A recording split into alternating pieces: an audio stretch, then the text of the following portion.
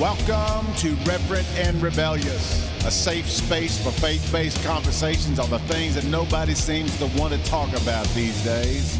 We are reverent, we value truth, we elevate scripture, but we are also rebellious. We shatter myths and we destroy dogma, so jump in.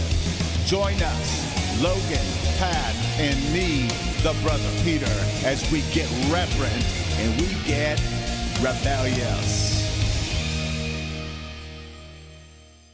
How's it going, everybody? What's up?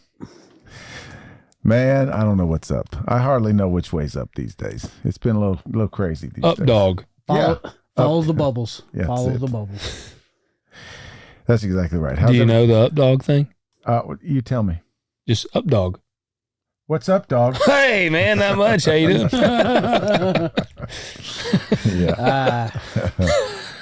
Yeah, there you go. All right. Y'all didn't know where I was going with that, did you? I didn't. You always have something up your sleeve. You never know what I know. I'm going to say. You are exactly right about that. Anything new in your world, Pat? Nope.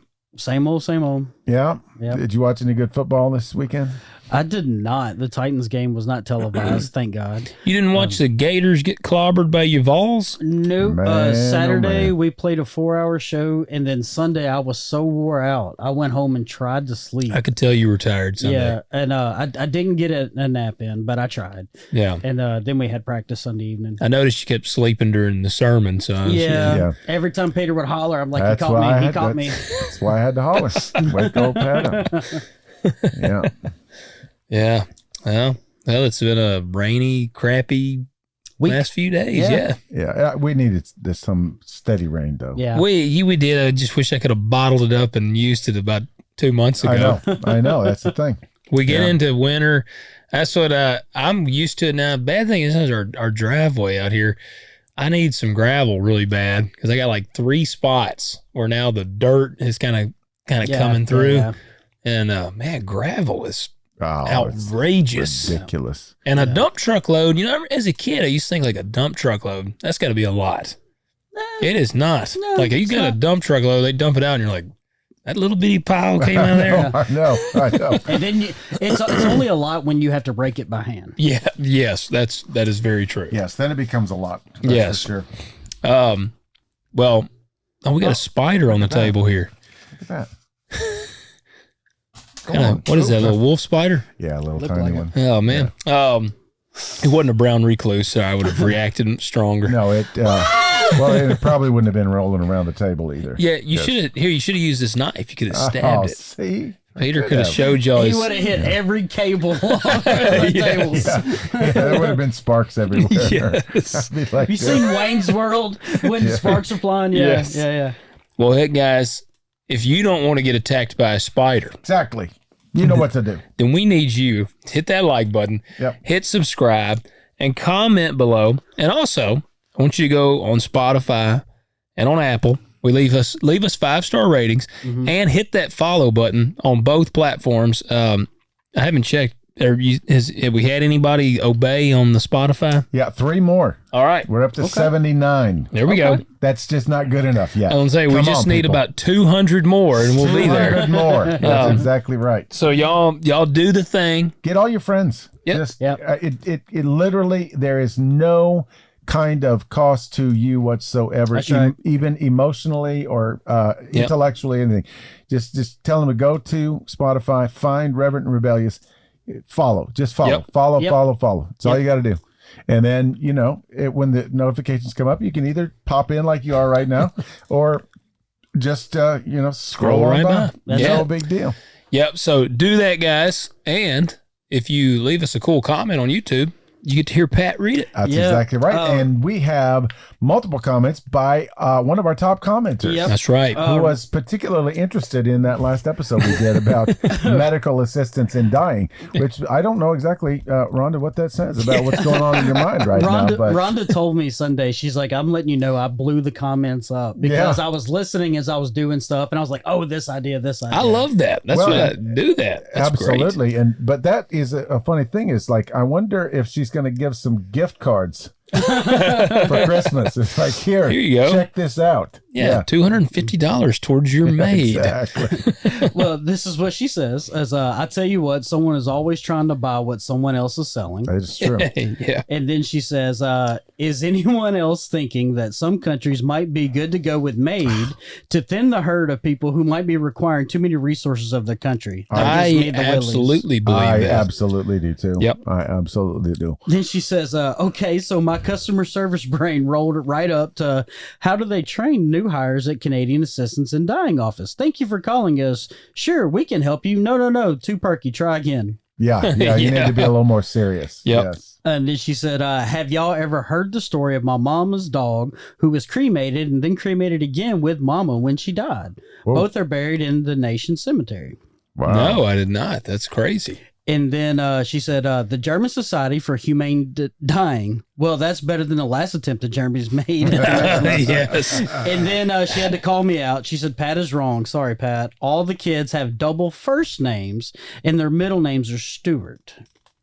Okay, that's right, because we were wondering what their middle names were. Yep, because I was like, you all have the same middle name? No. And then she was like, no, they all have double first The name. mystery is solved. Stewart is actually a tricky name. Really? Because Stewart can be very much a last name or a first name. Oh, that's true. You think about it, like James Stewart. Well, now it's a middle name. Yep. Yeah.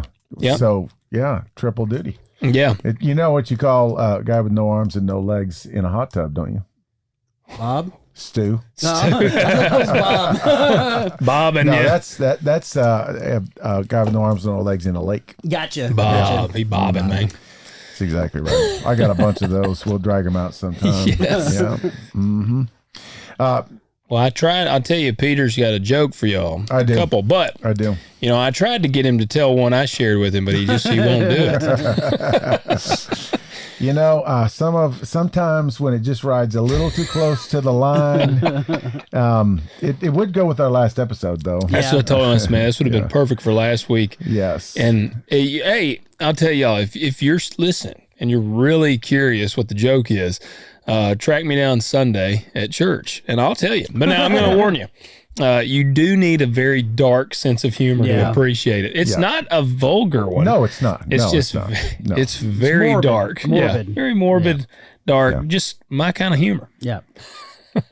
So an old woman was riding in an elevator in a fancy New York City building when a young woman stepped in smelling like expensive perfume. She turned to the old woman and said arrogantly, "Romance by Ralph Lauren, $150 an ounce."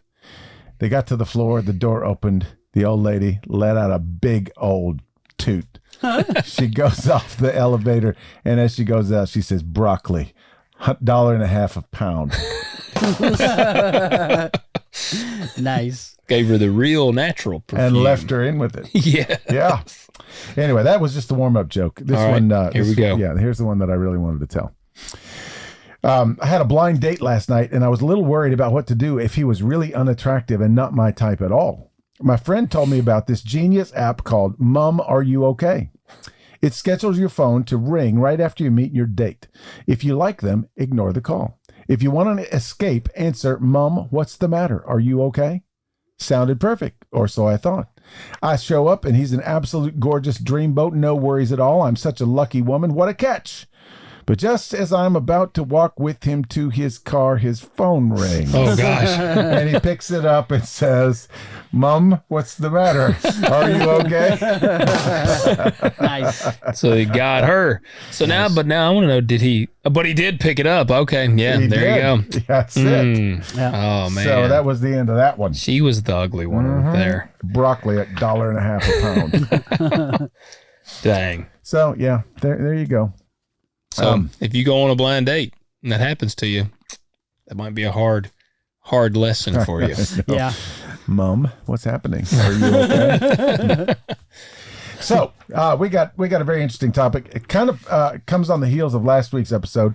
I kind of came up with the concept for this episode and the last episode by alarming things that I saw on Twitter. Yeah. Trends. Yeah. And by the way, if you're not on Twitter, just don't go there. No, yeah. Twitter is a wasteland. They renamed it properly X. Oh, Even man. the name kind of bothers me. I feel weird saying it. Like, yeah, I saw that on X.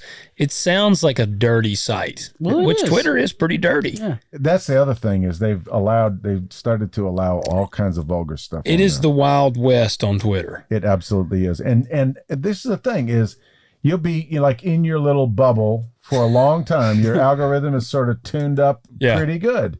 And then you make one scroll and it's like, Yeah. Oh, man, mine, I don't get on, but like maybe once every 2 months. Yeah.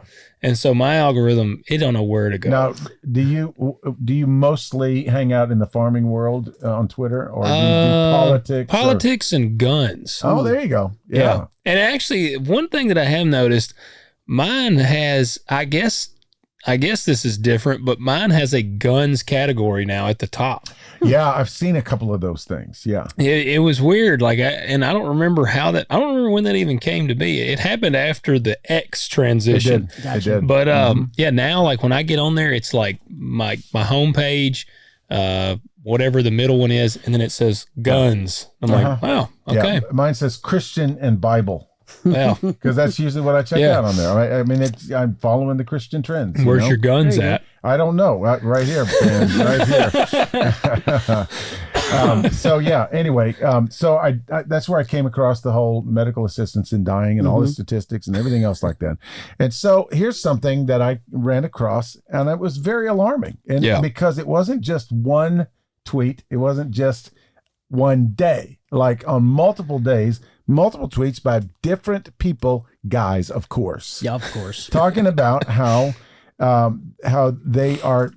going to do their part to bring back polygamy. Are they Mormon? No, they are not. All right. And in fact, some of them are like Theo bros, like Christian, long like David Platt. Yeah, exactly. Yeah. In that crowd. Yeah. In that crowd. And they're going like, you know what? These Old Testament people were onto something. This is a good way to, to further society and to raise up Christian children and all those kinds of things. Already, I think we've said this before, but I already disappoint one woman. I don't need to disappoint multiple. Right. That's where I'm at. I'm like, I know. Gosh, could you imagine that? Oh, man. I just really could not honestly imagine that.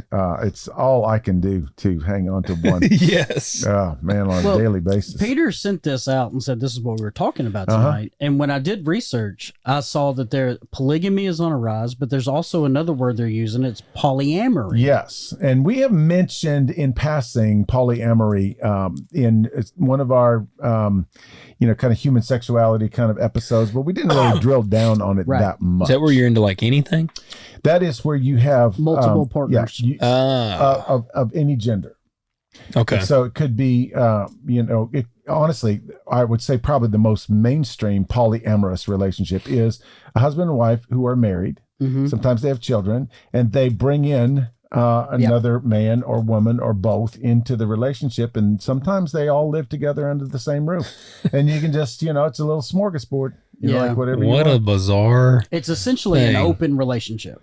Well, I'm gonna tell you, I never would have thought this was like mainstream, but through my like channels of people that I've met, I guess on my old podcast, like these were a lot of guys actually in the strength conditioning world.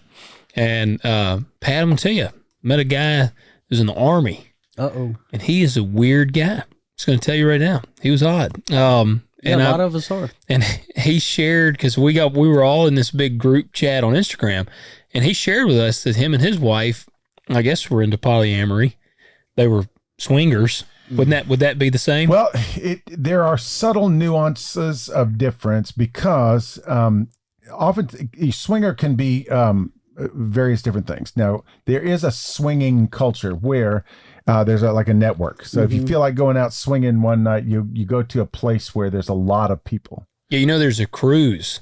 Oh, that sounds terrifying. That dude used to tell, like he told us, and he since left the group, and I think a large part of it was because I ridiculed him to death. No shame here on my part, but I used to tell him all the time, be like, dude, that is weird as crap. Yeah. And he told us one time they were going on this cruise, and I told him, I said, that sounds like a great way to get AIDS. Absolutely. Yeah. I mean, just one big one big stew of disgusting. Like he told us one dude had been on 60 cruises. He said they met a guy at one of them, and he thought this dude was like the Mac Daddy. And I'm like, dude, I just imagine some greasy, disgusting human being. Yeah. Like 60 of these things. It's basically what they call like hedonism on a ship. Yeah, absolutely. I just want to know who can afford to go on 60 cruises. Well, yeah. Well, he's this guy actually is probably single, and I guess this is probably just all he does. That is a sad life. Well, you know, That's it's a sad life. very common with people that are called dinks. Have you heard of dink? Dinks? Dual income, no kids. And it's very popular with them. They just don't the children aren't there to like take up their time. So they're like, what do we do with all this free time? I guess. Well, in that case, I'm glad I got kids. I'm thinking, let's go to Switzerland or something. I mean, is that Greek the red islands. or where is the red light district? Oh, that's in It's in Germany. It's Amsterdam. In, Amsterdam. That's the famous one. It's in a lot of Eastern European countries. Now that's like prostitution, though. Yeah. Okay. That is. Yeah. Yeah, you got to pay for that. Well, you're paying for these too, Paying to go on a cruise in one way or another. Yeah. Oh gosh, yeah. Oh man, can you imagine? Never mind. No, Never mind. these cruises, it's leased. Prostitution places is bought and paid And I'm for. gonna tell you right now, I told this dude this all the time. I said, man, I ain't sharing my woman with nobody. No. Like No. I just, I can't imagine. Well, just to kind of give you an idea of why we need to talk about stuff like this, is there was a Gallup poll. Now this comes from 2020. Yeah. So things have even progressed further. I've got another more recent article that I'm going to pull just a couple of sentences from, but this will tell you kind of where we are on this thing, and that's polygamy, specifically polygamy. We'll talk about polyamory in a broader sense in just a little bit. Language matters. Yeah, it really does. Yeah. And So medically assisted polygamy. okay, so just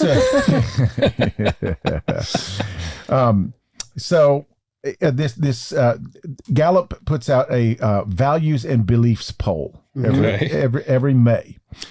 So this provides a list of behaviors and asks Americans to say whether each is morally acceptable or morally wrong. So there is a great deal of variation in the responses. For instance, 90% of Americans say birth control is morally acceptable, putting it at the top of the list, while just 9% say that married men and women having an affair is morally acceptable, putting that behavior at the bottom. Okay. Gotcha. Okay. So they've been doing this since the early 2000s, just to kind of get, to see what the trends are. And so another couple of interesting shifts in this. The proportion of Americans who find the death penalty morally acceptable is now 54%. That's the lowest in our history of asking that question. The moral acceptability of gay and lesbian relationships is now up to 66% from as low as 38% in 2002. Okay. Interesting thing that married men and women having an affair is the lowest of the low. It has risen a couple of points, but it's still the lowest one. But he says in this article, what fascinates me as much as anything else is the trend on polygamy. When Gallup first included polygamy on the list in 2003, 7% of Americans said it was morally acceptable, fell to 5% in 2006. But over the past decade, this percentage has gradually increased, moving to double digits in 2011, reaching 16% in 2015, and this year, which is 2020, at 20%, the highest in our history.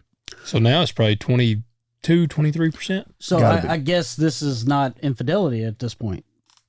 No. In their mind, they don't see it as infidelity. No, because it's a marriage. Yeah. That's what makes polygamy different from polyamory, because Oh, that's right. So you're polyamory is no marriage or one marriage or possibly even just two bringing couples. people in. They're just Polygamy is multiple marriages. It technically is when a married person has more than one spouse at the same time. But now, all right. Gotcha. All right. So I'm trying to understand this. So let's say you got a dude and a woman, and they're married. Yep. And then another woman were to come into the picture. So who is married to who? They're both married to the same guy. So, so then the chick, all right, I'm trying to think of the way to word this. Wife A and husband A, they're married. Yeah. well, husband A likes wife B, so they get married. Mm-hmm. But then wouldn't the wife A, did they marry? Is she technically married to wife B? No. He just has multiple wives. Yeah. Okay. He's just very so confused. The wife A and wife B are like roommates. Yeah, like sisters. So yeah, he's just very confused whenever one of his wives says, "Go to your room." Which one? Yeah. Which one? I mean, there is a show called Sister Wives. Yeah. I've never watched it. I've seen the trailer. I've not watched it either. I think they're Mormons, aren't they? They are very fundamentalist. They're not mainstream Mormons. Okay. There are these certain little. In fact, we probably should do a podcast on this little cult organizations over here that still practice it. We should. Really do. Is this the same one that was "Stay Sweet, Pray and Obey"? That documentary. Oh yeah, I think that's right. Is that on polygamy? I think that's right. Yeah. Stay sweet, pray, and obey. Yeah. Okay, so if we're going to locate polygamy in the context of the broad list of 21 moral issues, that's how many they ask. Okay. It says its relative position near the bottom of the list hasn't changed a great deal. But it's interesting because it's fourth from the bottom on the list of 21 behaviors. It's above married men and women having an affair. It's above cloning humans, and it's above suicide. Okay. In 2003, when they first put that on there, it was second from the bottom of the list of 16 behaviors tested, by 1 percentage point seen as more acceptable than affairs, 1 point lower than cloning humans. Let's say it's at a rapid incline. Rapid incline. That's a good way to put it. And they say, oh, well, to be fair, polygamy is sort of lumped in with a rising tide of Americans' acceptance of a number of moral behaviors, which is very true. Yeah. Yeah. But, because they say, well, obviously, gay and lesbian marriages and relationships have gone up in approval. Having a baby outside of marriage is not even a thing anymore. Sex between an unmarried man and woman, not even a thing. Oh, yeah. Divorce, not a thing. Most other issues have become at least somewhat more acceptable over time, with the exceptions of medical testing of animals, the death penalty, and wearing animal fur. The only issues seen as less acceptable now than they were a decade and a half ago. So, they say, yeah, it's in the rising tide of permissible, acceptable things. Interesting. But then there are other things like wearing fur that are bad. That's so bad. Yeah, I would rather have 3 wives than wear something fur. Yes. Which I thought was very interesting. It is. Also, I think about. I'm trying to think of how I'd even word it. It's such a bizarre thing to me. But do you think that the rise in this could be tied in?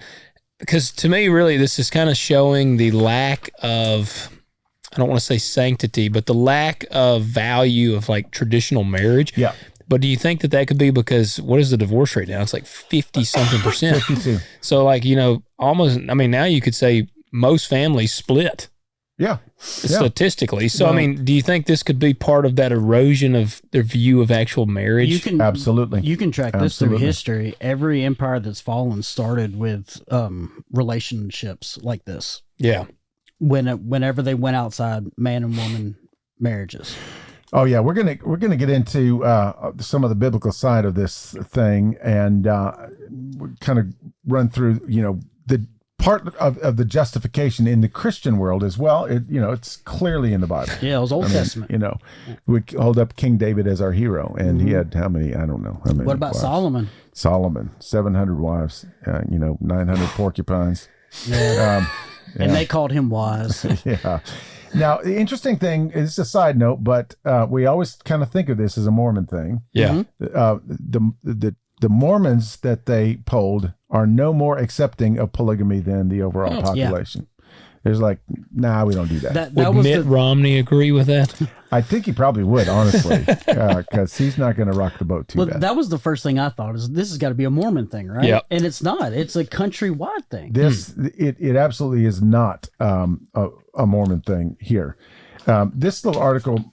Is it more isolated to certain areas of the United States? Oh, we're going to get into this. Not the Bible Belt. No, it's not, as a matter of fact. Okay. But if you were to guess what demographic, age range is the most accepting of this, like to the point of, Yeah, I think this is a good thing for some people to do. Well, I'm going to be a typical old guy now, and I'm going to say it's the new young generation. I was gonna say 20. Gen Z. I was gonna say 20 to 25. Because I'm like, every older generation's like, that new generation's going to crap. Strangely enough, it is the millennials. Okay. Wow. So our people. category. Yeah. Wow. Yeah, our people. 35 to 45. They're the ones going, hey, this might be a good thing. Okay. Well, all right. Are they the ones whose parents got divorced? Like, is that the ones that kind of made up that big statistic push? Yeah. So I'm telling you, it's got to be something tied in that. They are also the ones that have been most reluctant to get married. That's true. Yeah. And so they're like, well, maybe somebody's got to pick up the slack for everybody else. We just got to marry more people. Dang, there's too many single folks around here. Exactly. Yeah. So we're actually just being caring. That's right. It's nothing to do with getting naked or nothing like all the other stuff. This one's just being nice. Compassionate. Yes. Trying to do our part for the human race, right? Yes. But it says that in this little article, it says that states have moved gingerly but inexorably in the direction of recognizing polygamy and other polyamorous relationships as equivalent to marriage. That kind of blows You my get mind. twice the tax breaks? Apparently. Wow. Utah in 2020 changed bigamy, what they call it bigamy. Bigamy. It's very bigamy. From a felony to a misdemeanor in February of 2020. Okay. Hold on, but how does that work? Do you just keep getting fined you just get a fine until you're divorced? Yeah, it's like a subscription fee. I was going to say you just got to keep paying. Just come into the court. Here's my $150. Yeah. Yep. Every anniversary, you got a $150 fine. Yeah, you'll never forget that anniversary. That's Get a letter in the mail. That's right. But then a Massachusetts city passed an ordinance extending domestic partnership rights to 3 or more people who consider themselves to be a family. Whoa. 3 or more? Yeah. As long as you consider yourself to be a family, you get all the privileges of So you don't even have to get married? Nope. If you consider... So would that be a civil union? I don't even like 3 or more people in my house. Children can have more than 2 parents in many states. And judicial opinions are almost universally based on that principle. Man, what a wildly confusing childhood. Could you imagine? Daddy 1 and Daddy 2. Yeah. Well, I guess in this case it'd be Mommy 1 and Mommy 2. Yeah. Only one daddy. Yeah. And Yeah. Yeah. That's what I'm saying. Like that's I got a lot of feelings when you get kids involved. That's the thing. I'm kind of like a guy. I'm like, hey, if you want to be a weirdo in your own private space, there's a part of me that's like, man, just whatever. Go do whatever you want to do. As long as you don't crap in my yard, I don't care. But when you got kids involved, I got a problem with it. Because I can't imagine a more like that. What a confusing childhood. Yeah. Yeah. So let's go to this little outline here. This will get us along the way. All right. Okay. So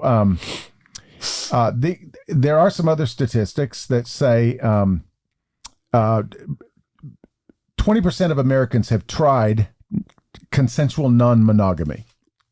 Consensual non-monogamy. What does that mean? I was going to say, what? That means monogamy would just be married to one person. So just an open relationship in some way and form. So Will Smith and Jada Pinkett. Non-monogamy, consensual. We saw how that played out. Exactly. That's what I'm talking about. And even though millennials are most in favor of it, statistically, 41% of Gen Z on Tinder say they're open to it. Okay.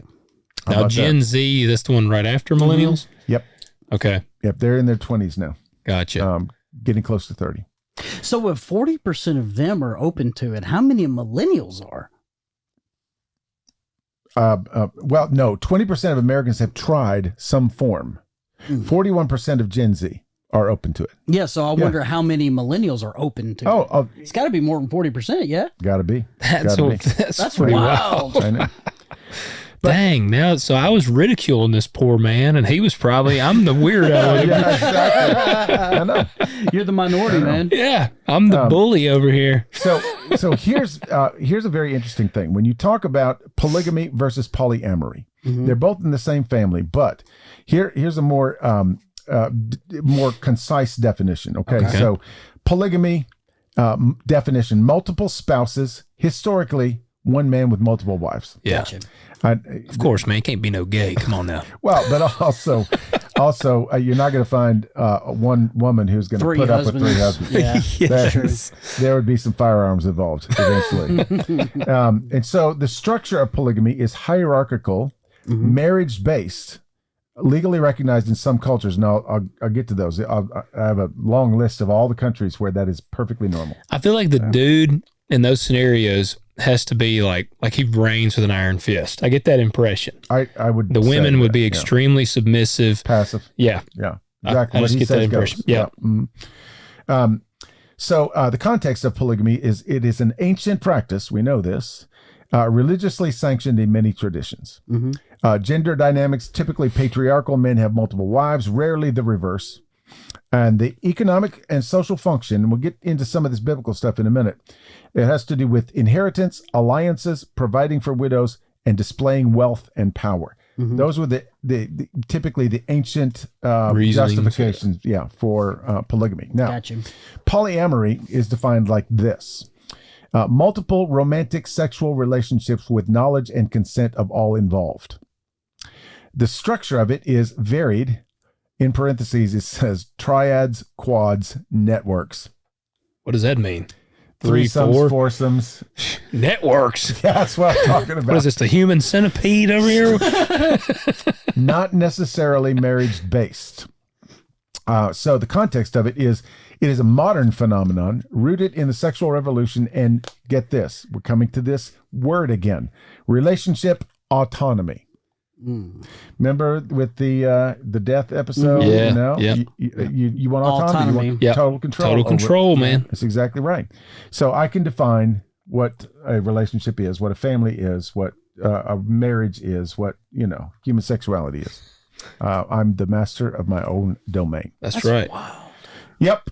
Gender dynamics, theoretically egalitarian, any gender configuration possible. Now, on the polyamory. On polyamory, and its philosophical function is personal fulfillment, authenticity. I love that word too. I'm just being my true authentic self. Yeah. Do you get the sense that all right, so we mentioned on the polygamy, the kind of hierarchy system. Yeah. I get a sense that the polygamy would be like an extremely hard conservative, almost like It would feel like it. Yeah. feel like it. And then the polyamory, I get the sense that this is like almost like radically liberal. Yes. Like it's like the two ends of the spectrum. It's kind of what I'm picturing. And we're doing this this wild thing that is. I mean, there's a heavy duty sexual element to it. Yep. So we're going to do whatever we want sexually, and we're going to sit around convincing ourselves why this is my true authentic self. Yes. This is what I was born to do. I was born this way, right? Yeah. And I have the autonomy to determine how I should play that out. Yeah. Let's all try that with our wives next time we have a conversation about anything. I have autonomy. Yeah. See how well that goes. Yeah, exactly. Yeah. Well, I'll book the hotel room. We can stay there together. But here's another philosophical function of polyamory, which I think is going to be important for our discussion, which is challenging monogamy norms. Okay. We're gonna challenge the institution just because it needs to be challenged. Gotcha. Is the polyamory as accepted by millennials as polygamy, or is it? Yes, and more participated in, which I think is an odd kind of deal, because they're going like, well, I mean, polyamory, it like all the younger people are really, really, really talking about it. Yeah. I don't know if we're all that comfortable with that, but I think maybe multiple wives would be a good way to kind of meet them halfway. And that's crazy. Okay, so one of the big things about polygamy is okay. So we know that it was most popular. Well, it was really kind of founded or at least popularized in the 1800s by Joseph Smith and the Mormons and everything. And he was insistent that this was the most holy form of marriage. They called it celestial marriage. Okay. And if you were, male or female, and you entered into this kind of marriage arrangement, then your life in the afterlife would be on a higher plane than those who did not. Okay. Yeah. And so there's all of this, this theological stuff that gets drug into it. Yeah. And I just to give you kind of a feel for, and this has a little to do with the whole Christian Twitter thing as well, because they're bringing in some of this stuff. Okay. It's theologically, it's not just practical, it's theological as well. Gotcha. I read this long, lengthy article, and I just wanted to take just a little paragraph from it. This is written by a woman who is Latter-day Saints. Latter-day Saints. Yeah, Latter-day Saints. And she wrote this book all about the history and the theology behind polygamy and why, how it fits into the whole Mormon consciousness. Yeah. Gotcha. Now, keep in mind, it was abolished. The church abolished it in the late 1800s. Okay. Interesting thing, though, it wasn't under state pressure. It was under federal pressure. And so the federal government says, we're going to come down hard on you. So all of a sudden, like, they change their theological minds. Gotcha. Wow, that's interesting. Yeah. Tax incentives. So if they came down on us, would be like, Jesus didn't die on the cross for your sins, would we suddenly change? We would not. We would not. But apparently this was not a deal breaker. Okay. But it's interesting because she says here, it's a common misconception. She's in this little misconception thing. Common misconception 3 is men loved polygamy and women hated polygamy, because the idea was polygamy was all about sex. Men love sex, therefore men love polygamy. Polygamy was all about sharing. Women hate sharing, therefore women hated polygamy. And she says the reality is everyone had a different experience. Polygamy is not one story. The spectrum of the saints' polygamous experiences varied widely based on the time period in which they practiced, financial, social, ecclesiastical status, a woman's numerical wife position. See, that's the thing they don't tell you. So there's like a hierarchy scale here? Yeah. See, that's what I was sitting there wondering. Like, if they all of a sudden were like, polygamy is illegal, do you just revert back to wife number 1? And all the rest of them are void. See, and if like the toilet overflows, is there like a certain one? It's like wife 3. Yeah, that's your job. Yes, exactly. Well, but it is a known fact that wife number 1 always has a higher status. Gotcha. Okay. And so then there, things like living arrangements, the husband's presence in the home, personality types, all this stuff. So she says, apparently men are such limited beings that only increased sexual opportunities could motivate them to marry more than one woman. And she says, I am just kidding. I don't know if she was kidding. Well, and honestly, I don't know that she's necessarily that wrong, is she? Here's the deal, though. Plural marriage did provide men with more than one sexual partner. And in fact, that was one reason Latter-day Saints promoted it. Because polygamy was touted as an antidote to adultery, fornication, illegitimacy, and even prostitution. Yeah, I mean, I guess you stay in... Keep him too busy. I don't say he's trying to satisfy 2 women. He ain't got time to be messing with another one. Revolving door at home. Yeah, gosh, if you had 4 or 5, my Lord. Why would you have a woman on the side? Because you got one woman on all sides. Yep. Yeah. But they were very serious. You can read all these articles of theologians at the time. In fact, so they see it as a way of preventing sin. That's exactly right. Because men had more than one woman with whom they could have divinely sanctioned sex with, particularly during a wife's pregnancy or lactation period when married couples traditionally did not have sex. This mentality led President at the time of the Mormon Church, George Q. Cannon, to say, our crime has been, we married women instead of seducing them. We reared children instead of destroying them. We desired to exclude from the land prostitution, bastardy, and infanticide.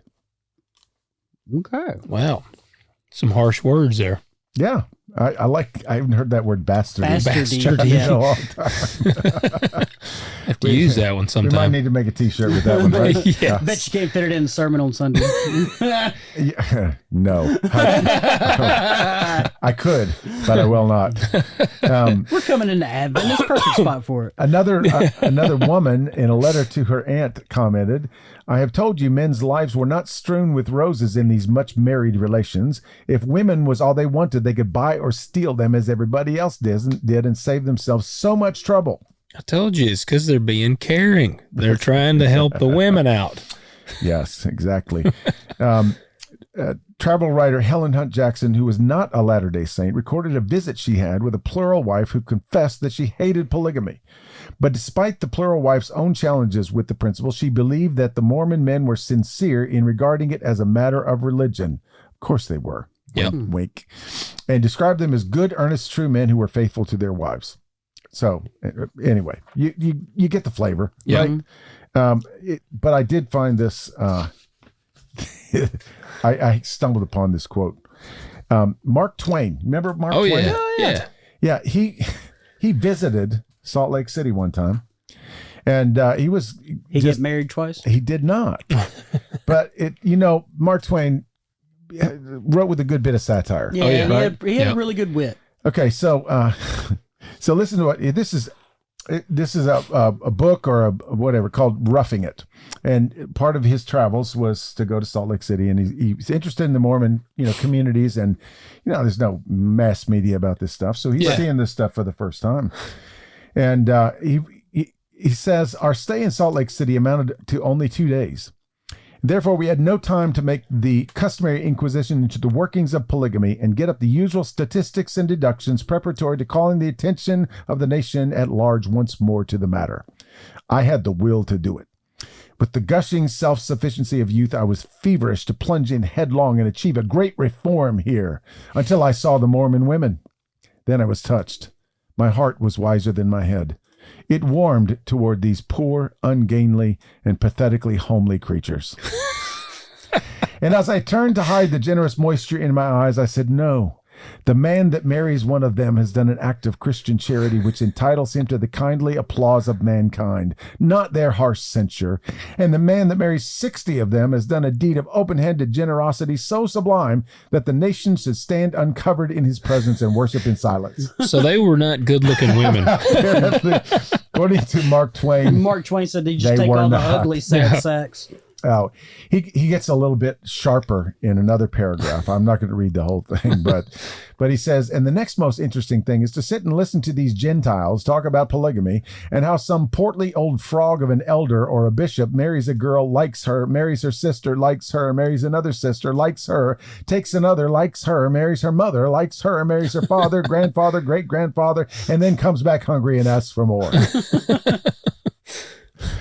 Oh, it gets worse than that. He did not like his stay in Salt Lake City. Well, Have you've been to Salt Lake City? Have y'all both? Oh yeah, I haven't. I hated Salt Lake City. Why did you hate it? It's such a depressing, desolate town. We flew into Salt Lake. We stayed in Heber or Park City. Park City was really nice, but Salt Lake City, there's no green. It's all dead. It's all salt. I mean, I've been through the airport there, but that's it. Dude, we drove through the salt flats, and you just drive, and it's just salt. Okay. Dead. Nothing out there. It was just a dead, very... They remembered Lot's wife there. They did remember Lot's wife. I think that's where Lot's wife is. That may be. Yeah, his wife might have been a large woman, because there's a lot of salt out there. Yeah. But that's why they set all those speed records out there. Yeah. Wide open spaces. I just don't, I don't know. Did you like Salt Lake City?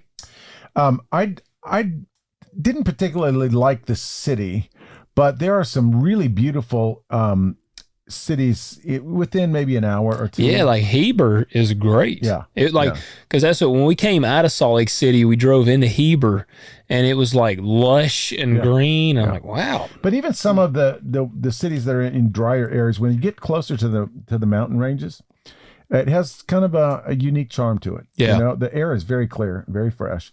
And the mountains are usually snow capped. There's some redeeming qualities. There was some pretty landscape. But Salt Lake City is, it's just kind of a big old city plopped in the middle of the sand. Salt. Yeah, Yeah. exactly. And I mean, there's some nice stuff there. Yeah, I'm with Mark Twain. I was not a fan. To all of our listeners, both of our listeners in Salt Lake City, we love you. We don't necessarily like you. Both of our listeners there are married to one person. That's exactly Yes. right. Yeah, he's about to go home and tell both of his wives how mad he is at what I just said. He's going to marry another one just out of spite. He is. He's like, I'm going to show that guy. I'm about to bring more people into this place. Yeah. Just don't turn and look back, and then you'll be okay. So the big argument for this that it's surfacing in this Christian Twitter landscape. This is. I wish I had some of the tweets. I tried to find them, and they get buried after you watch them. I should have saved them, screenshotted them at the time. But this is biblically accurate. But that's correct? what they'll say. Yeah. That polygamy is all over the Bible, and it is. Do they? I'm obviously assuming, or I'm assuming that they're referencing out of the Old Testament. So do these people also not eat pork and wear coats of multiple colors? See, this is one of the points that Claude made in his little outline that he gave me, and it is, are we not over that stuff? Yes. Yeah. So, but just to give you some framework for it, we've got the patriarchs were all polygamous. We've got Abraham, who had Sarah and Hagar. He was the original chosen OG, right? Hagar, I've always thought it's just a beautiful name for a woman. Yeah, she's now married to Sammy. It's kind of like Hosea getting married to Gomer, Then there's Jacob, Leah, and Rachel. Plus, he had concubines. I didn't remember they had concubines. So tell me real quick, a concubine. Yeah. What is the purpose of a concubine? Concubine is to increase the population, especially if you don't have a lot of sons. Everything was male children. You had to have male children. Now, was that someone did they basically just sleep with him for straight up procreation? That was it? So there was no... They didn't enjoy it at all. But they were told not to enjoy it. Were they? No. I was going to say, were they? No. But so that's interesting. So they just but they weren't married to the concubines. No. These were just... Nope. They were not married to him. They took care of them, in some cases very well. Yeah. But if you were chosen as concubine, that was your life. You just sit around and wait your turn. Yeah. And then maybe you got pregnant. But, it was a sign of status if you bore the king's child. Yeah. Oh, yeah. Well, I'm sure. Yeah, because that's aired the... I don't know if it was any status to bear Jacob's child. So how does this balance out with the Ten Commandments, where you cannot commit adultery? And if you have multiple wives, is it not adultery? Well, technically not, because there's a marriage covenant there. Right. Which is what makes the difference between polygamy and polyamory, is there's a covenant involved. So that's how the religious justify it. Yeah. The judges, Gideon had many wives. Your boy Samson. Oh, yeah. How many wives? Did he ever get married? He may never got married. I'll say, I know he liked to do some cracking, but I didn't know if he was ever actually married. He was a cracker. Yeah. And you may point this out, but I know we usually look at, all right, if the Bible doesn't directly tell you don't do this, you can generally look at how this plays out. And I mean, Samson, if I took Samson, for example, all right, I'm going to marry multiple wives. Well, I might end up with my eyes gouged out and then get crushed under a whole building. As long as you don't cut your hair, you're fine. Yeah. No, that's true. It's true. There you go. The kings, David had multiple wives. Solomon had 700 wives, 300 How many did David have? He had a bunch, didn't he? He didn't have nearly as many as Solomon. Okay. In fact, it might have been in the 5, 6, 7. I got you. 7. See what I did there? 6, 7. Yeah. And then Solomon, I don't even know how he remembered. Solomon had all of them. There's no way he remembered their names. Heck no. No, most of his marriages were for foreign alliances. This is my foreign policy. Political. Yeah. Yep. And of course, the concubines were to churn out male children for him. Wonder how many kids he had. Oh, good. Do we know? I have no idea. I mean, how can we know? I'm just curious if there's any sort of speculation. We know some of them. Yeah, you might want to look that one up. That's good. The others, Elkanah, remember in the first chapters of 1 Samuel, Hannah and Peninnah. Now, polygamy is a reality in Scripture. So here's what Scripture does not say about polygamy. Does not say. Does not say. Okay. There is no explicit prohibition in the Old Testament. So it never says don't have more than one wife. Right. Okay. We see also that God blesses polygamous men, Abraham, Jacob, David. Sure. And then we're going to get to, we're going to get to, in fact, let's go ahead and get to it right now. So I've got some numbers. Okay. This says the most realistic estimate, they've based it off of, it said the Bible breakdown, but then the scholars and historians and kind of their estimates. And it said realistic estimate is between 200 to 700 children. Jewel. It's a lot of mouths to feed. It is. Several hundred children is considered the most plausible number. Whoa. So he wouldn't even know all of his children's names. Gene Simmons ain't got nothing on Solomon. No. And it says here fertility rates were high, but mortality rates were high. So that is true. That is absolutely true. And for the women as well. Yep. So yeah. Dang. Okay. So here's what Scripture does say. Okay. We have the creation ideal, Genesis 2:24. A man shall leave his father and mother and be joined to his wife, singular, and they shall become one flesh. Okay. Every time there's a polygamous relationship, it includes conflict and generally does not end well. Yeah. True. So eyes gouged out and well, and Sarah versus Hagar. It was Sarah's idea for him to take Hagar. She actually said, marry her. Yeah, because she was barren, wasn't she? Yeah. Yeah. And God promised to bring her, to give her a child of her own. They got tired of waiting. So she struck the rock. She struck the rock. Yeah, exactly. Then you have a conflict between Rachel and Leah, literal competition over childbearing in Genesis 29:30. Then different dynamic, David and Uriah. Well, that's what I'm talking about. You got David's household, rape, murder, rebellion among children from different wives. Then you got Solomon's wives, and where in 1 Kings 11 it says that the wives turned his heart away from worshiping Yahweh. The guy who was the wisest man who ever lived. It just shows you what you mess around with can make you stupid. Yeah. Then when we kind of get into the New Testament, I'm just going to do a couple of broad brushstrokes here. Jesus refers back to Genesis 2 when discussing marriage in Matthew 19. He emphasizes, the man, leaves his father and mother, cleaves to his wife, the two become one flesh. Yes. And doesn't it say isn't there a verse, is there not a verse that explicitly says one man, one woman? Well, the closest thing we get to that is when Paul is talking about church leaders, and he says they must be the husband of one wife. Yeah. And then when we get, that's in 1 Timothy and Titus. Yeah. It tells it twice about qualifications of elders. Church leaders must be the husband of one wife. And then when Paul goes through marriage as a metaphor for Christ and the church, and this is kind of important. I hadn't thought about this angle. Yeah. But Ephesians 5, he goes through the household code and he says, because this is, I'm not really talking about physical marriage. I'm talking about Christ and the church. Well, how many brides does Christ have? One. Yeah. That's it. So that would be almost direct. I mean, that would be direct conflict with the biblical breakdown of marriage. I would say that that's exactly right. Yeah. Now, in Revelation, what do we see? It's the bride of Christ, right? Yep. The groom comes for the bride. It doesn't say the brides. No, it does not. Now, I did see one guy say, yeah, but what about that parable with the 10 virgins? And the ones that didn't get to go in with the bridegroom and, on and on and on. It's like, that was the groom. That was the bridesmaids. Okay, but let's be honest. Anyone who's questioning this right now is not a virgin. All right, so that's what about them 10 virgins? Or they are.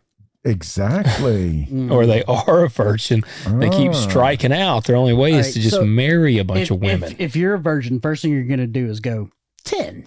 That's a good number. That's a good starting spot. Yeah. Come on. Okay, so then the other complicating factor in this whole biblical picture of polygamy is this thing called levirate marriage. Okay. What is that? Okay, look it up, Pat. Deuteronomy 25, 5 through 10. This will kind of bend your noodle a little bit. Deuteronomy 25? 5 through 10. 5 through 10. Levirate marriage. Levirate marriage. When brothers live together and one of them dies and has no son, the wife of the deceased shall not be married outside the family to a strange man. Her husband's brother shall go into her and take her to himself as a wife and perform the duty of a husband's brother to her. It shall be the firstborn whom she bears shall assume the name of his dead brother, so that his name will not be blotted out from Israel. But if the man does not desire to take his brother's wife, then his brother's wife shall go up to the gate to the elders and say, my husband's brother refuses to establish a name for his brother in Israel. He is not willing to perform the duty of a husband's brother to me. And the elders of the city shall summon him and speak to him. And if he persists and says, I do not desire to take her, then the brother's wife shall come to him in the sight of the elders and pull his sandal off of his foot and spit in his face. And she shall declare, thus it is done to the man who does not build up his brother's house. In Israel, his name shall be called the house of him whose sandal is removed. So back in those days, you wanted your brother to marry a good-looking gal. That's exactly right. You're going like, are you sure? Yeah. Are you sure? You know, for it to get to the level where like she can remove the sandal, that must have been some ugly gal. Spit in his face. Spit in his face, and then to be known as the man with one sandal or what it was. Man whose sandal has been removed. Yeah. Removing the sandal, forcibly removing somebody's sandal was a terrible insult. It was almost a curse. Yeah. And so, Can he like, is he like trying to keep her from taking it off? Is he like pushing his foot I down? have on the no ground? idea. So Mark Twain would have had one sandal. Mark Twain would have one sandal. Absolutely. But you know, this is the thing is like if his brother's wife is just, you know, Uggo. I'm going like, here, take my sandal. Yes. You can have Go both. ahead and get it Just over with. spit in Yeah. my face. I'm okay. It's better than the alternative. Oh, that's cold. That's cold. Ice cold. Cold-blooded. So this is a very interesting situation. So do Mormons use that to justify? Or not Mormons, but Polygamists? polygamists. Well, they're saying something that actually technically is correct. Mm-hmm. This could mandate polygamy for an already married man. if his brother's wife, or if his brother were to die and he's married. According to Deuteronomy. Yeah. It's like, I'm sad my brother died. Look what I get. Yeah. Honey, it's okay. I'm just doing what's right. Right, I don't even want to do this. But see, this is an interesting thing because, there's one argument in the Old Testament that God is, in fact, Scripture does not prohibit polygamy, nor does it demand it or say it's okay, except in this situation. Yeah. And this is what theologians call an accommodation. It's kind of like the divorce issue. God never wanted divorce to be a thing. Mm-hmm. It was going to happen eventually in a sinful, fallen world. And so God put boundaries around it and restrictions around it so that it wouldn't leave the woman vulnerable. You couldn't just kick a woman out of your house and she would basically be left to the jackals. Yeah. Right? Well, you sure The can't do that haunt of today. jackals. No, that's right. That's right. Jackals and the ostriches, I think is what it was. Yeah. And so this was God's mercy and accommodation in a man-made construct. Well, yeah, because back then, didn't a woman basically have to rely on a husband? Yeah. Oh, absolutely. A man. It might be a son. But if you took a woman as your wife and then it just was not acceptable or whatever, and you didn't have children, and you kicked her to the curb, if she couldn't go back with her family, then she was a beggar or a prostitute. Yeah. You just resigned her fate. I just watched Eddie Murphy stand up not long ago. Half. Half. Now it's half. Yeah. Sure is half. Yeah. Would that apply as well if she already had a child with the brother? Yeah. I mean, it. I'm not totally clear about that, but it does say that. Oh no. It would not apply if she had a child. Yeah, because it has to be the firstborn. A son. Yeah, firstborn son. Daughters, yes. Sons, no. Because that's the most important thing. Because the son carries the name. Yeah. Gotcha. And you notice... Oh, okay. I got you. You notice that the son, her firstborn son from the brother would be given to the brother. The dead brother's name. And this is very important because... This preserves the inheritance because the land was everything. The house. Yes, that's exactly right. Family line would continue. This was also very, very important. And it was also obviously economic protection for the woman. And Gotcha. So there you go, is God accommodating to a difficult situation. And ideally, all the community would be unified and would make sure that there were no widows that were taken care of and all this stuff like that. God says, I understand that. I get it. It's not going to happen. There's going to be a lot of women suffer. And so here I'm going to accommodate to a man-made construct that already exists, is already being practiced. Things that make you go, woo. Yeah, it is. So this is a really good quote here. It says, God works within fallen human systems while simultaneously pointing toward a higher ideal. Mm-hmm. And so then what we're going to talk about in just a little bit is that if you look at the trajectory of the Bible from the Old Testament, ancient Near East context, all the way up to the Greek and Roman, you'll see a gradual diminishing and lessening of polygamy in general. So by the time we get later on in the New Testament, especially with what Jesus says, it really is, you can kind of make a fair assessment that it's off limits. Yeah. That it is not a cool thing. Plus, it was not a cool thing in Greek and Roman culture. Yeah. They did not do polygamy. That's did kind of adultery. crazy. They did it the old-fashioned way. Yeah. They were Exactly. polyamorous. I was going to say, considering the way they were, that really shocks so me. True. They were So true. triamorous. They'd try anything. Try anything. So when we get to the sort of the Mormon angle on things, the theological justification then was it was claimed as a restoration of biblical practice. Okay. And this was kind of Joseph Smith's thing. He was restoring the truth of the Bible with these new revelations from the golden tablets that only he could see with his big giant glasses through a hat. Yeah. Okay. Yeah, that's it. So yes, you can read scripture in a way that would support polygamy. You absolutely could do that. And then, okay, so let's. Okay, this is a good quote too. The Mormon experiment is a case study in what happens when you try to resurrect ancient biblical practices in a modern context. It didn't end well, not because of theology alone, but because of the social chaos it created.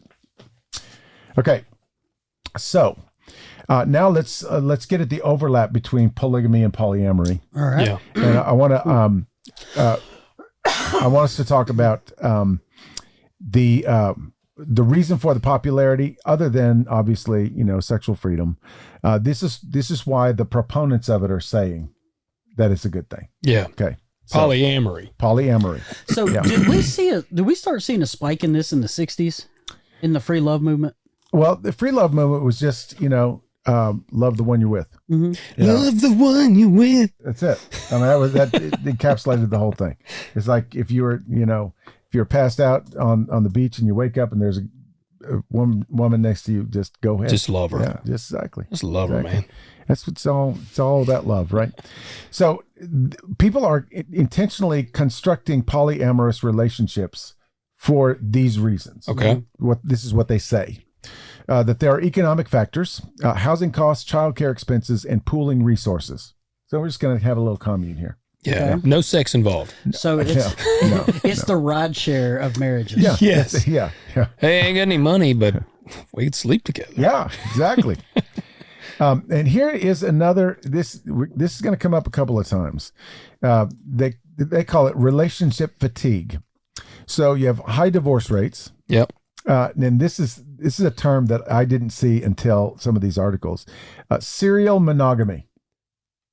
Serial. So you go from like one monogamous relationship to another? Yeah, you're on your fourth or fifth wife, sixth, seventh. Okay. How is that any better or more justifiable Yeah. than just putting 5 people in a room and tell them to go for it and their kids? Yeah. And then, of course, we saw the authenticity culture, autonomy, be your true self, challenge traditional norms.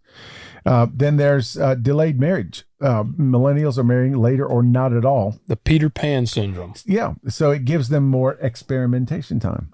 See, I don't know what kind of sexuality I want to have. So let's try. That actually, I'm going to look up something while you're saying that. Sure. That makes me think of a statistic I want to look up. Oh, okay. And then, of course, the aftermath of the sexual revolution questioned all inherited relationship structures. Mm-hmm. So here is research-backed benefits. Okay. And Claude tells me, he says, be fair here. Thank you, Claude. Okay, so this is backed by research, and it says better communication and negotiation skills forced by complexity. Distributed emotional labor, not overburdening one partner. Personal growth and authenticity. 54% report personal growth and authenticity. Personal growth. What if that's herpes? Well, it could be that you have a personal growth. Yeah, exactly. And authenticity, I will try to be fair here, but oftentimes we'll get ourselves into a situation that we think we like, and we'll say, no, this is my true self. We just convince ourselves. Yeah. You know? All right, I got a statistics I want to share real quick. Okay, so you just made me think of this. I've got the average age of marriage by a decade. Oh, okay. So 1960, men 22, women 20. 1970s, still kind of close, men 24, women 21. You get into the 80s, men 25, women 23. And then the 90s, men 26, women 25. You know, it just keeps going up. Yeah. So 2000s, men 28 and women 26. And 2010 is 29 on men and 27 on women. And now men 30 and women 28. Wow. It's just wild to like see that it. So where are we going to be in another 10 years? You're going to be like 40? Like, well, if anybody gets married at all. Yeah. Right? Yeah. Yeah. And it says here, marriage is now at the oldest average age in recorded U.S. history. And yeah, that makes me wonder. I wonder how steep the fall off of actual people getting married is. You're not going to walk your daughter down the aisle. You're going to have I'm gonna be on my yeah. Well, I mean, it is rampant all over the globe. In fact, you could probably look up, which countries are having a population crisis. Yeah, Japan. And you'll see a long list. Well, and China is like, they talk about China, what they call it, depopulation. Yeah, absolutely. They're like, I've seen some people say if they don't correct course, then like within 10 to 20 years, they're going to not have enough people to function. That's it. It's workforce. Yeah. It's workforce stability. They're paying people to have children. Yeah. And North and South Korea are even worse. They're trying to pay, and actually both of those governments, the young people are just, especially the young women, are just thumbing their nose at government and saying, no, you can't make me have a child. Yeah. Because they're just not happy with the cultural dynamics and the government dynamics and everything else. Japan, for the first time, this was actually a few years ago, recorded more deaths than births. Actually, they sold more adult diapers than baby diapers. What? Wow. How about that? Dang. Yeah. That's pretty wild. That's a crisis right there. That is. Yeah. And this says here, 53% of U.S. adults are married, down from 58% in 1995. Yeah. See, there you go. So it is a decline. Why this is happening, people are waiting longer to get married. Many delay marriage for education, career. How many times do you see all of them? It's like, I'm trying to work on my career. Yeah. More people today are choosing cohabitation or long-term partnerships without marrying. There are studies, though, that women who have families younger are more fulfilled in life than people who achieve a career young and then have it later. Yeah, well, you get to, not to go off on that, but you get, in my opinion, you kind of have people to celebrate the victories and the journey with. I completely agree. And, honestly, the things that a woman's body has to go through, you need to be young. Let's be young. Let's be in your physical prime. Yeah. Because it takes a toll. Yeah. It really does. Yeah, men, we got it easy. Yeah. That's like I think weird. Al Pacino's like 81 years old. He's got like a 3-month-old kid. Yep. We just got to basically just show up to the party. Show up. That's all we got to do. It is absolutely true. Yes. Need fulfillment across multiple relationships. That, I guess that's research backed, but I'm not going to argue because I'm trying to be fair here. Yeah, be fair. Relationship quality comparable to monogamy in studies. Maybe that's true. I don't know. It would just be a weirdness for me. Yeah, agreed. And then it says possible benefits for children with multiple caregivers. I don't, in some of the research that I'm running across, or I did run across, the benefits for the children are that they have multiple babysitters. Not that this is helping their mental and emotional well-being. Seems like that's beneficial more to the parents than That's kind of what I thought too. Yeah. I think that's more detrimental for the kids. There's not enough research to make any definitive claims, is what they'll say right now, which means that there's been nothing terribly positive as far as the children go. Yeah. And I think in another 5 years, it's going to be, it's not going to be good. Yeah. So as I said, it's actually more popular with millennials than Gen Z. Now this is polyamory, but 38% of polyamory platform users are millennials. Only 5.5% are Gen Z. Okay. Gen Z shows openness, 41% on Tinder, but less practice. So, so why do you think that it's the soon to be middle-aged that's all about this? Are we having midlife crisis? Are we? I don't know. I think it's one of those where growing up, it was social norms. You could date more than one girl at a time. You didn't have a high school sweetheart forever. Like you had dates, you went out, and let's be real, like pre-marriage sex was a thing. And I think now Gen Z, the generation behind us, reason why they don't practice it, but they're open to it, is they've probably seen our behavior as millennials. Oh, see. Yeah. Yeah. And when we get to the end, which we will here in just a few minutes, we're going to see kind of some, let's say some challenges. So if the only kinds of marriages, traditional marriages that are modeled are the dysfunctional kind. Mm-hmm. Yeah. In other words, all of you monogamous people out there, you need to do better. Yeah. In other words, and I would agree with that. I think that's a very good point. We'll get there. We get to, See, I wonder if celebrity marriages come into play there too.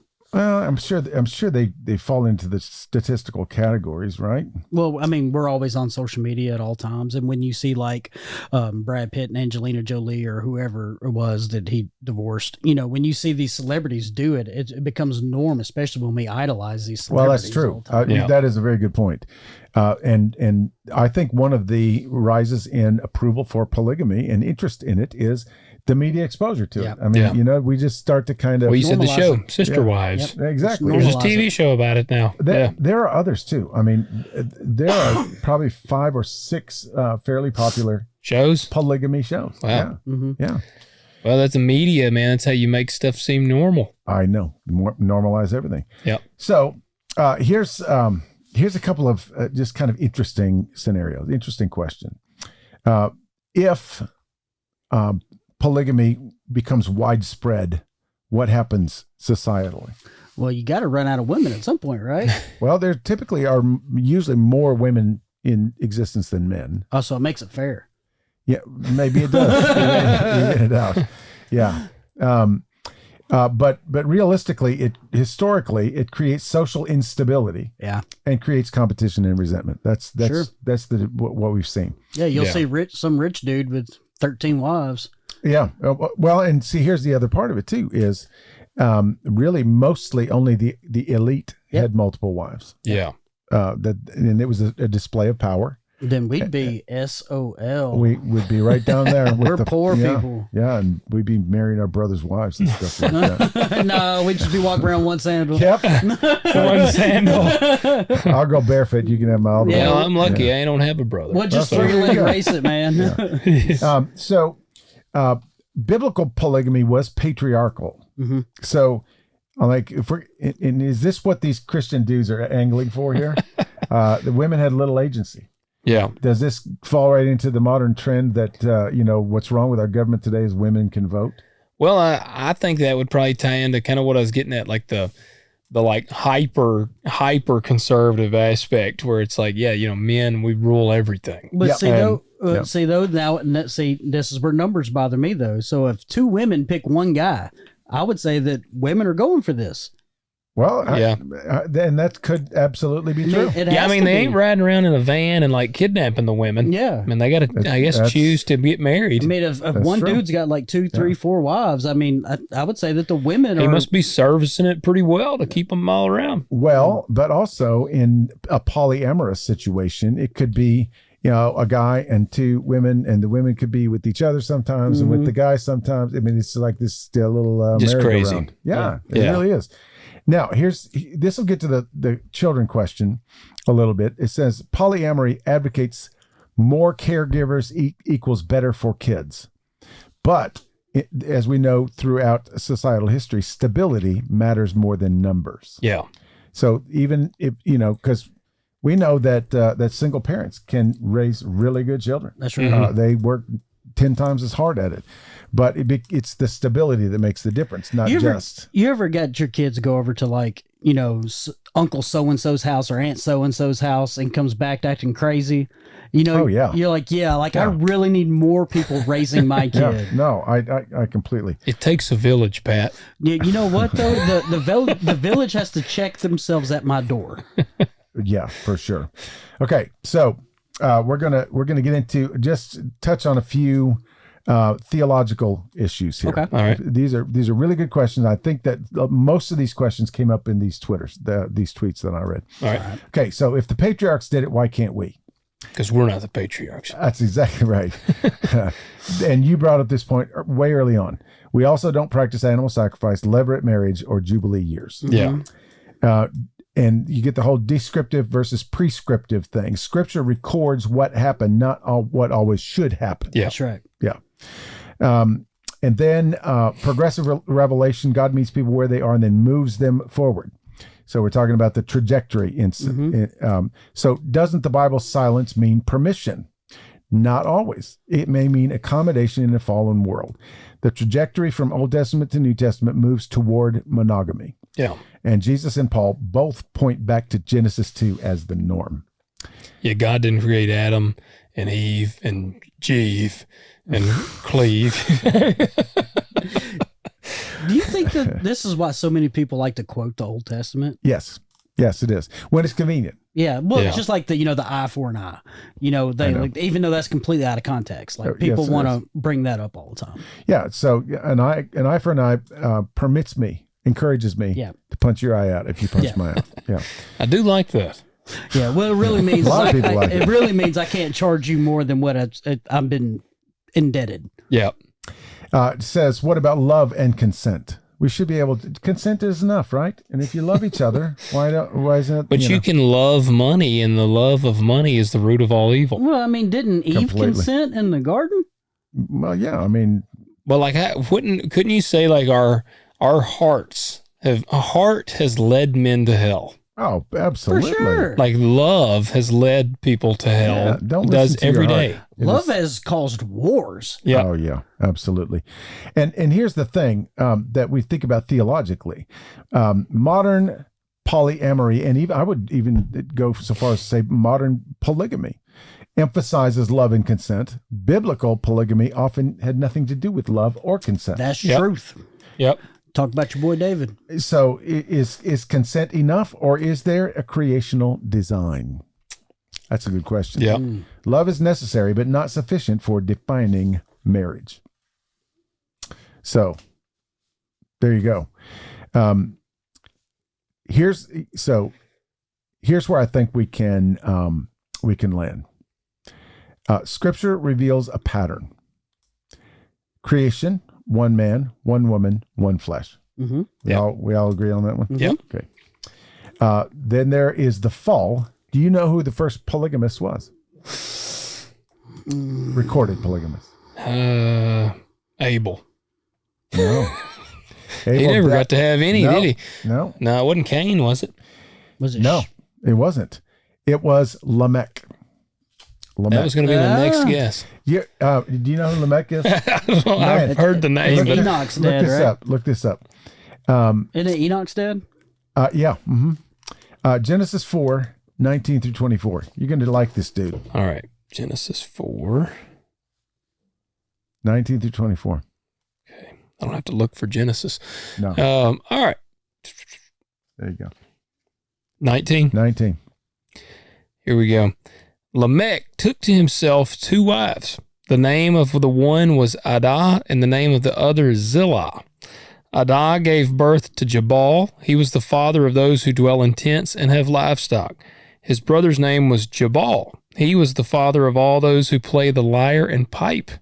As for Zillah, she also gave birth to Tubal-Cain, the forger of all implements of bronze and iron, and the sister of Tubal-Cain was Naamah. Lamech said to his wives, Adah and Zillah, listen to my voice. You wives of Lamech, give heed to my speech, for I have killed a man for wounding me and a boy for striking me. If Cain is avenged sevenfold, then Lamech 77-fold. Adam had relations with his wife. Again, she gave birth to a son. So okay, that's pretty crazy. Lamech. Yeah. And what kind of man was Lamech? It took to himself. It's where did it say? He said, I killed a man for wounding me and a boy for striking me. Uh-huh. If Cain is avenged sevenfold, then Lamech 77-fold. That's it. So he sounds like not a very good guy. He is not a very good guy. Yeah. And if you read the poetic language in the little song that he sings there, basically he's celebrating the fact that that he, these guys struck him and he just killed him. Killed him. And then he says, because Cain was let off the hook, then I should be let off the hook 100 times more than that. So he's just a prideful turd. That's exactly right. That's absolutely right. Wow. So I would like to. So you would like to model yourself after Lamech. That's exactly right. Yes, yeah. And that's the funny thing is you can go, okay, well, Abraham was a good dude, and he had more than one wife, and David was a good dude, and Solomon was good. And you look at all the things that they did. Yeah, well, and then you say, well, yeah, but go back and look at Lamech. Yeah. But all of those guys, like we said, they all suffered, in my opinion, the ramifications of their choices too. I mean, David had to. I like to think David wrestled with what he did, especially with. He absolutely did. If you read Psalm 51, and if you read the aftermath, when he goes and mourns for his unborn son, and then he prays to God that the son would live, and the son does not live, and he gets up and he goes, I guess I've gotten God's decision. Yeah. He just resigns himself to it. And then Psalm 51 is the greatest repentant psalm in the whole Bible. It is amazing. He actually asks God to create in him a clean heart. Create, not clean my heart up. A new heart. Just create me a new heart. That's exactly right. And he says, don't cast me away from your presence, because he watched when Saul was cast away from his presence. Yeah. And he didn't want to go crazy like Saul went crazy. I mean, it's the whole thing. So he did some horrible, terrible things and had to pay for them. That's absolutely true. It talks here a little bit also about the prophets. Now, I didn't even think about the prophets, but the prophets use monogamous marriage as a metaphor for God and Israel. It's God and his wife, God and his bride. You think about the whole story of Hosea. Never thought of that. I didn't either. But Hosea, he's told to marry a prostitute, Gomer, and then she leaves and she prostitutes herself again, and he has to go buy her back off the auction block because he's supposed to be committed to that one woman. Yeah. You imagine that conversation on the way home? Oh my gosh. Look, Gomer. Yes. We're eating peas for a month. Yeah, exactly.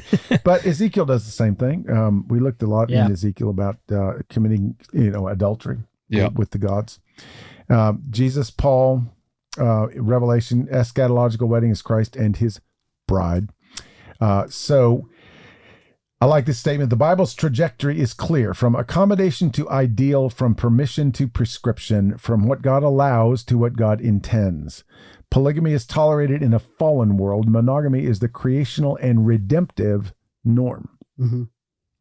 Doesn't mean polygamists are all evil. Many were godly men, but it does mean we shouldn't resurrect what God was moving us away from. Yep. True. I absolutely agree with that. Okay. So final minutes, addressing, well, I don't know. Yeah, I do want to address this. Polygamy, polyamory, where it differs from biblical polygamy. Because biblical polygamy was about covenant and structure, and I would add inheritance.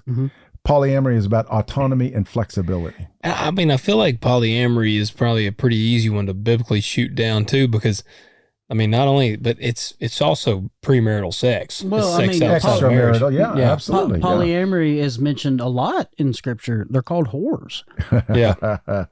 Yeah. I mean, it really is just a fancy way to put a structure around doing what you want. Yeah.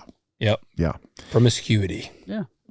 It really is. It's just with no consequence, you know, all that kind of stuff. Now, do you think that there are, and I'm gonna harken back to the Mormons, and I know you said like they by and large have like basically denounced polygamy, but like the fundamental hasn't. Okay, see, so do you think there is actually some dudes out there that are like really devout fundamental Mormons that believe that like they're actually doing the right thing by having? Absolutely. Yeah.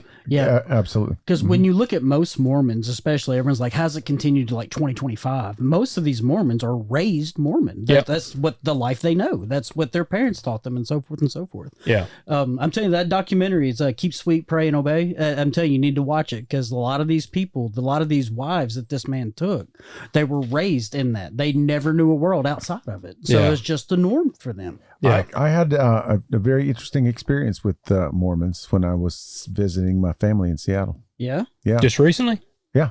I was staying overnight at my sister's house, and she said, we were sitting there, you know, watching a game, whatever. And she said, "Oh, by the way, these Mormon boys have been coming over." And I feel kind of sorry for them, because they probably always get doors slammed in their face. So I've been letting them in, and they come in and we talk for a while, and said, "I know they're trying to convert me." And I told them I'm not going to, but you know, we have a good time.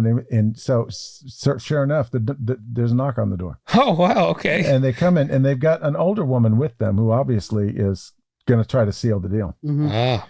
And she has told them that she has a brother who's a Christian pastor. And now I'm sitting here in the chair. You're the renegade.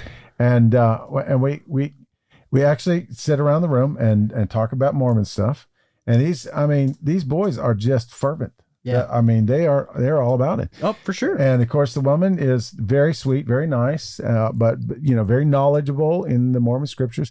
And so, my sister asked some question about, you know, how do you baptize people? And the one of the boys he's just about to graduate, you know, his little protocol thing. Yeah. And he says, "Oh, well, there's a wonderful passage in the Book of Mormon about baptism. Would you like to read it?" And she says, "Sure." I'm going like, oh. So we sat in this circle, and they handed me a Book of Mormon. And they said, "Let's all read one verse at a time through chapter 19 or whatever it was." Gosh. And so I'm going like, man, I'm sitting in a circle reading the Book of Mormon out loud. And it was a very, very interesting experience. And of course, I was not going to push back on them. Yeah. You know, I'm not going to, you know, bring the hammer down. So I just, you know, kind of, you know, asked some questions and some things like that. And I think that they were ready for me to just, you know, bombard them. Yeah, just go crazy on them. And I did not do that. I wanted them to, you know that I appreciated them and loved them as people. I highly disagreed with that whole. I mean, there was holes all in it, and I felt sorry for them at that moment. But I knew that there was not going to be a Christian conversion and baptism service there in my sister's house that night. So yeah, you're exactly right. They are very steeped in this. Yeah. And they will, you know, all the stuff we discussed when we had our Mormon episode. I mean, it sounds very bizarre to our ears. Yeah, but it's way of life for them. And you know, and like you said, Pat, you said it too. Like, if we were raised hearing that all the time, absolutely, it wouldn't sound crazy. It's honestly like, I would venture to say some of these people that are raised in the Scientology thing, absolutely, to them, they're like, this is normal. Yep. Like, it doesn't sound crazy. Absolutely. Like, I mean. Yeah, I'm going to have my own planet someday. Well, you know, and it's also no different than our faith, though. People that are raised in a Christian home are more than likely going to be Christian. Yeah. Well, you know what Bill Maher says? He said, "Man, your Bible is weird. Why do you believe stuff like that?" And it's like, yeah, it is weird, but not because God's truth is weird. It's because it's all written in a context that is so very foreign to us. Yeah. And this is why we sort of dig into it a little bit. And we also know that the scripture of the Bible were written by human people under inspiration from a holy God. Yeah. And so, you know, there is a human element to it that actually makes it extremely appealing when you actually read the thing. That's right. So, but they've all read the Bible. Of course they have. Cover to cover. They have all read the Bible. For sure they have. It's nuts. Okay, so got a couple of final little questions. First of all, I did want to touch for a minute on all the countries in the world that even to this day recognize polygamous marriages. Okay. And the list is extensive. Wow. Extensive. Yeah. I mean, we're talking about just in Africa alone, I'd say that's probably like 25 or more countries. It's actually illegal technically in the United States, though, isn't it? Yes, it is. In all 50 states, it is illegal. All right, that's what I was thinking. In Canada, it's illegal, but they are coming down that slippery slope, man. Of course They they are are. letting just about everything slide in Canada. So you got Algeria, Cameroon, Chad, Central African Republic. You can go on down, Republic of the Congo, Libya, Kenya, Egypt. Wow. It's legal in Egypt. Yep. Morocco, Nigeria, partially, Senegal, Somalia, South Sudan, and Tanzania, Uganda, Zambia. In Asia, you got Afghanistan. I bet you didn't know that, Pat. Oh, I did. Yeah, I bet you did.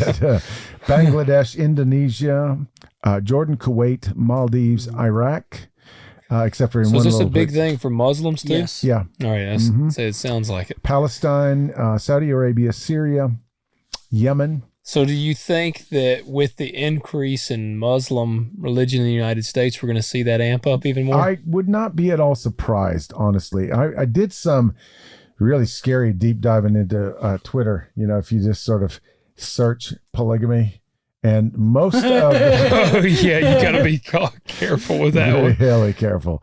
But most of the tweets and the accounts that were dealing with that had Middle Eastern, North African names attached to them. And some of them were describing their experiences with it. Some were promoting it. Some were saying, oh, you think it's a good thing, but it's really, really not a good thing. All that kind of thing. Well, then if that's the case, Michigan or Minnesota will be the first one. Okay, I don't know. Utah's already made it a misdemeanor, so. Yeah. Yeah, that's right. It's down from a felony. Yep. A couple of questions just for thought. If you were a missionary to one of these countries we just mentioned, and one of the tribal leaders became a Christian, what are you going to tell him to do with his wives? I mean, I know that wouldn't he essentially have to? I mean, there's no way that he could stay married to 25 women. He's got to cut it back to his OG wife. Revert to one, man. Yeah. So now you're going to turn 24 women out on the streets. Yeah. Wow. Yeah. That's cool. I'm gonna tell the local tribesmen, like, hey man, it's about to be a lot of eligible women. Put those 24 on Christian Mingle. Yes. Yes. Yes. Yeah. You got. Now, and that's, it's a little tricky because I know, like, all right, let's say divorce. Let's take divorce for here. And I know, like, okay, let's say a dude has an affair, he gets a divorce, and then he remarries. Mm-hmm. Biblically, people could say, well, he should never have remarried. There's people that make that argument. Yeah. And so those same people, would they then say, like, let's say he remarried, would they say that God then would call him to get another divorce? Because I find that I don't know that I necessarily believe that. I know. That's where I ask, are all marriages biblical marriages? Well, and if they aren't, then are all divorces biblical divorces? Yeah. I mean, a lot of people would go down to the courthouse and just sign a piece of paper. Yeah. You know? Now it's getting a little tangled. Yeah. So I don't know. Yeah. So I don't know. Like, what's the rules on that? Because what if the tribal leader had 25 children? What are you going to do with them? Yeah. I don't know. Like, how do you handle that? I don't know. Yeah. I really don't.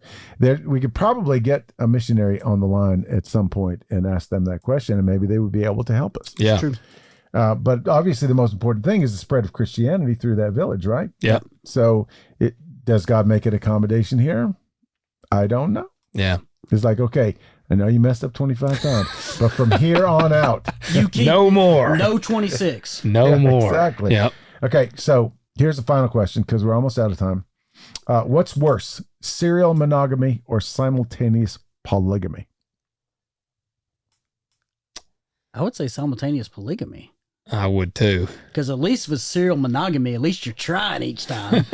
Are you though? Are you really? Well, I mean, This time's going to be different. said everyone with 9 wives, right? Yeah. Mm-hmm. Yeah. I don't know the answer to that Okay, either. I see. I thought serial monogamy meant like you was in a relationship and that relationship fell apart, so you got into another. Yeah, that's That's how it. That's yeah. exactly Oh, what it okay. is. Yeah. See, that's what I'm saying. You just ain't expecting it to fall apart. This Yeah, one's going to be yeah. the one that sticks. You're just not very good at getting married. Yes. Being married. Yeah, I mean, I don't know the answer to that because I don't either. I mean, how healthy is it for you, children, everything else, to have be on your 9th wife?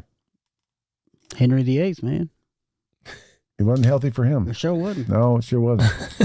That's just a question. I don't know the answer to that. I don't know.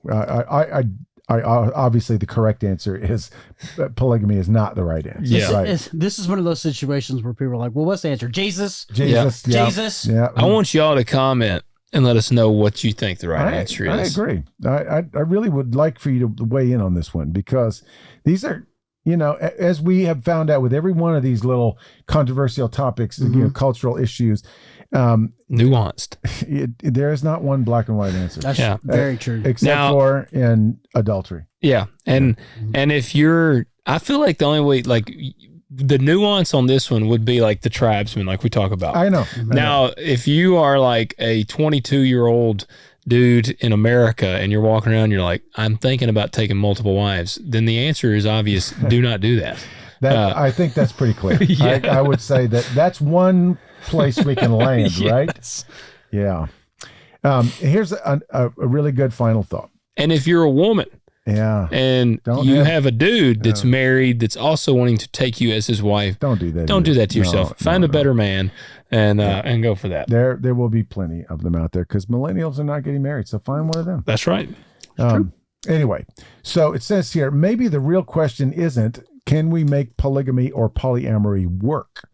But maybe it is, what is God's vision for covenant love and how do we pursue that with everything we've got? Yeah. The biblical answer is clear. Exclusive, lifelong, self-giving love between two people, mirroring two people of different gender, I would add. Yeah. I think that the sex of the humans is very, very important Yes. in biblical marriage.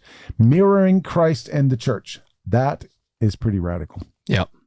So I think that's about all I got on the issue of polygamy and polyamory. Yep. What do you Awesome. think about it? I think it's Maybe pretty crazy. Maybe you're already in one of those situations. Maybe we need to establish a hotline for you. Yeah. Yeah. So, Guys, there you go. let us know what you thought of this episode. Please do respond to us. That way you can get to hear Pat read your comments and we'll talk about them. Yes. That's right. So, and also leave us 5-star ratings on Apple and Spotify and hit the follow button. Please share it with your friends. And we will. Oh, and then, well, by the time this drops, it probably, if you're still celebrating Thanksgiving, we hope you have a happy Thanksgiving. Absolutely. Turkey coma. Yep. So, all right, guys. Catch you next week. Over and out.